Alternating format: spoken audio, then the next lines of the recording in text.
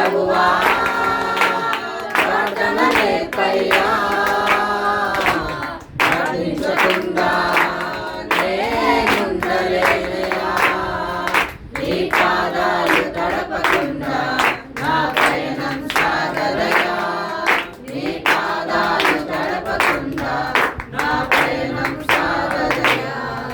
నీ పాదాలు తడపకుండా నా పయనం సాగదయ్యా